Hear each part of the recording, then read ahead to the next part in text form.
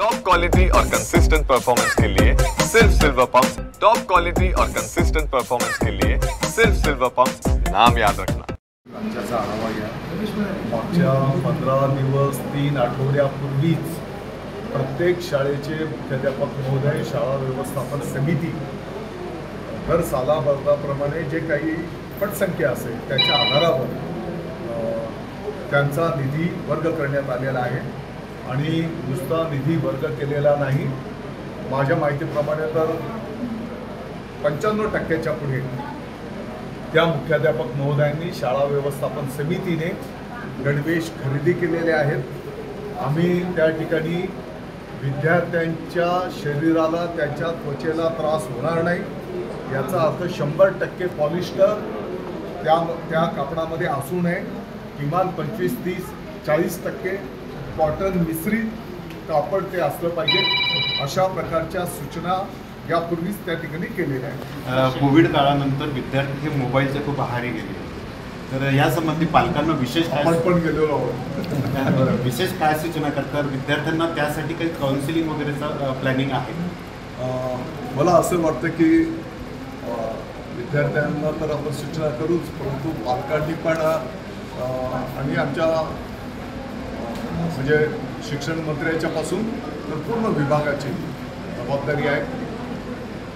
ही या गोष्टीची स्पष्टपणे आम्हाला जाणीव आहे की येणारा काळ AIचा आहे, आधुनिक तंत्रज्ञानाचा आहे, त्या दिशेने आपल्याला जायचं आहे, परंतु त्या दिशेने जात असताना मातीशी पण आपली नाळ तुटणार नाही याची पण काळजी आपल्याला घ्यायची। पण माध्यमिक शाळांमध्ये जे शौचालय असतात आणि तिथं पाण्याची व्यवस्था असते ती अजिबात नाही। प्रत्येक येणाऱ्या काळामध्ये शाळेंच्या भौतिक सुविधांचा जर आपण विचार केला तर शुद्ध पिण्याचं पाणी, स्वच्छतागृह, त्यांचा विरोध कसा शमवणार किंवा त्यांना काय आव्हान? मला वाटतं की ही जी सगळी वस्तुस्थिती आहे मी आपल्यासमोर नमूद केलेली आहे। कदाचित या क्षणाला तर मी नाही बोलू इच्छित, परंतु यापूर्वीच्या काळाच्या पासून कोणत्या माध्यमांच्या किती शाळा अगदी 25, 30, 40 वर्षांच्यापासून सुरू आहेत, तिथे किती शाळा आहेत, किती विद्यार्थी ते शिक्षण घेत आहेत, किती शिक्षक आहेत याची पण माहिती आम्ही आपल्यासमोर ठेवू। त्रिभाषा सूत्री याबद्दल आज विदर्भाच्या शाळेंचा पहिला दिवस आहे आणि विद्यार्थ्यांचं शाळेमध्ये स्वागत करण्याच्यासाठी आमदार महोदयांच्यापासून, माजी आमदार महोदयांच्यापासून, सरपंच ताईंच्यापासून तर आपण बघितलं असेल की संपूर्ण गाव या ठिकाणी विद्यार्थ्यांच्या स्वागतासाठी उपस्थित होतं। जसं मागच्या सोमवारी महामहिम राज्यपाल महोदय, माननीय मुख्यमंत्री महोदय, माननीय उपमुख्यमंत्री महोदयांच्यापासून सर्व मंत्रीगण, सर्व सन्माननीय खासदार महोदय, आमदार महोदयांच्यापासून स्थानिक पातळीवरच्या लोकप्रतिनिधींपासून प्रशासनाच्या अनेक वरिष्ठ अधिकाऱ्यांच्यापासून तर स्थानिक अधिकाऱ्यांच्यापर्यंत गावकऱ्यांनी विद्यार्थ्यांचं स्वागत केलं।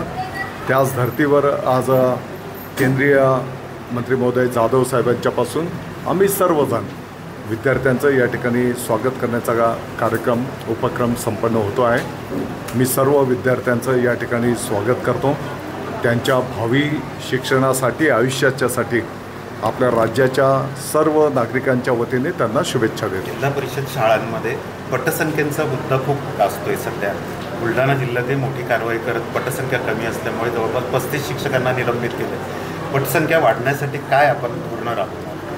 आपण जर बघितलं असेल तर शासनाच्या वतीने अनेक चांगल्या योजना, जसं गुणवत्तापूर्ण आमचे शिक्षक बांधव आहेत त्यांना प्रशिक्षण दिलं जातं आहे, शाळेंमध्ये सुविधांची जी आवश्यकता आहे त्या आपण करून द्यायला घेतले आहेत, काही ठिकाणी कमी आहेत, मान्य आहे, त्याच्यामध्ये सुधारणा आपण करतो आहोत। आणि मग ज्या वेगवेगळ्या योजना आहेत, जसं मी आत्ता सांगितलं की सैनिकी प्रशिक्षण दिलं जाणार आहे, विद्यार्थ्यांना गुणवत्तापूर्ण आनंददायी शिक्षण देणं, विद्यार्थ्यांच्या आरोग्याची काळजी घेणं, शिष्यवृत्ती आता मोठ्या प्रमाणात त्या ठिकाणी वाढवली जाणार आहे।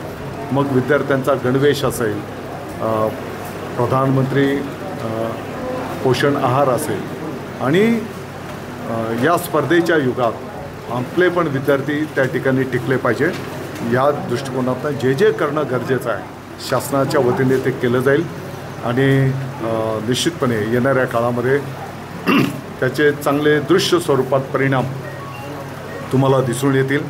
आता तुम्ही जो काही मुद्दा उपस्थित केला मी पण त्या विषयाची माहिती घेतलेली आहे. अपेक्षा अशी आहे की आपल्या शाळेमध्ये शासनाच्या जर इतक्या सुविधा आहेत ठीक आहे आपण पण कुठेतरी कमी पडत असू त्याचं आत्मचिंतन करणं त्याच्यामध्ये सुधारणा करणं आणि एक क्वालिटी एज्युकेशन आपण त्या विद्यार्थ्यांना कसं देऊ शकतो या दृष्टिकोनातून सर्वांनी काम करण्याची गरज आहे. ही त्याच्या पाठीमागची भावना आहे आणि तो प्रश्न सोडवला जाईल. त्रिभाषासूत्री या संदर्भात महत्त्वाची बैठक आहे. तुम्हाला कोणी सांगितलं? माहिती मिळाली आहे. तर या संदर्भात शासन आपली भूमिका स्पष्ट करेल. बघा तिसरी भाषेच्या संदर्भामध्ये जो शासन निर्णय निघालेला आहे त्याच्यामध्ये तिसऱ्या भाषेच्या संदर्भात कुठेही कंपल्सरी अनिवार्य असा शब्द नाही. तिसरी भाषा विद्यार्थी त्यांच्या पालकांना जी अपेक्षित असेल हे त्यांच्यावर सोपवलेलं आहे.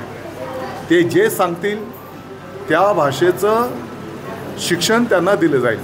आता राहिला विषय पहिली इयत्ता पहिली दुसरी याच्यामध्ये किंवा आता आपले मराठीमध्ये सुद्धा पहिल्या इयत्तेमध्ये विद्यार्थ्यांना अगदी चित्र बडबड गीतं या माध्यमातून ते शिकवलं जात आहे ना की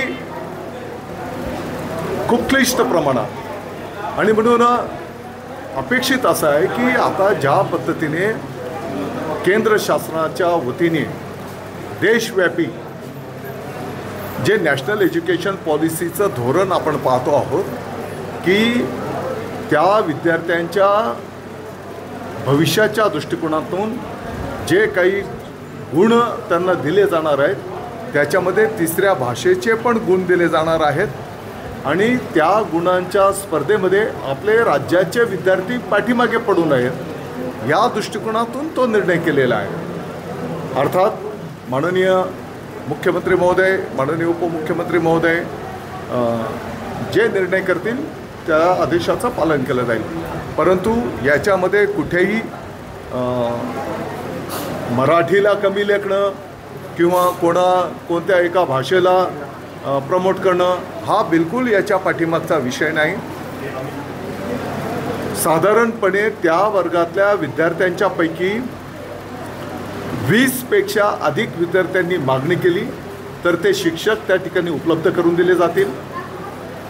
त्याच्यापेक्षा कमी विद्यार्थ्यांनी वेगळ्या भाषेत आता उदाहरणार्थ एखाद्या वर्गामध्ये 30-40 पटसंख्या आहे आणि त्या वर्गातल्या 5च विद्यार्थ्यांनी हिंदी भाषेची मागणी केली उदाहरण तर त्या विद्यार्थ्यांना ऑनलाईन प्रशिक्षण देण्याची व्यवस्था केली जाईल. आणि मग इतर विद्यार्थी ज्या भाषेची मागणी 20पेक्षा जास्ती तर त्यांना त्या शिक्षण देणारा शिक्षक त्या ठिकाणी उपलब्ध करून द्या हे स्पष्टपणे लिहिलेलं आहे. आता राहिला विषय बाजारामध्ये जी काही हिंदी भाषेची पुस्तकं उपलब्ध आहेत ती पुस्तकं यापूर्वी अगदी 30-40 कदाचित त्याआधी पण वर्षांच्यापासून ज्या इतर भाषा माध्यमांच्या शाळा आहेत त्या विद्यार्थ्यांच्यासाठीची ती पुस्तकं आहेत. दर सालाबादाप्रमाणे ती पुस्तकं त्या माध्यमांच्या शाळेच्या विद्यार्थ्यांच्यासाठी उपलब्ध करून दिली जात आहेत. अद्याप हिंदी आपल्या राज्याच्या वतीने बंधनकारक हा काही विषय नाही. आणि राहिला विषय तर त्याचे पुस्तक छपाई वगैरे अद्याप केली गेलेली नाही. हो पूर्वी जेव्हा हा निर्णय अनिवार्य केलेला होता त्यावेळेस पुस्तकाचं पहिलीच्या पुस्तकाचं प्रारूप तयार केलं होतं ही वस्तुस्थिती आहे. परंतु ते पुस्तक छापण्यात आलेलं नाही.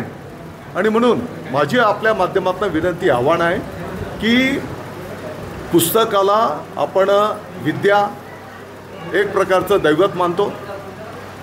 चालताना थोडं पाय लागला तरी आपण त्याचं पाया पडतो. आणि म्हणून गेल्या अनेक वर्षांच्यापासून इतर माध्यमांच्या ज्या शाळा आहेत त्या शाळेच्या विद्यार्थ्यांच्या साठीची ती पुस्तकं आहेत.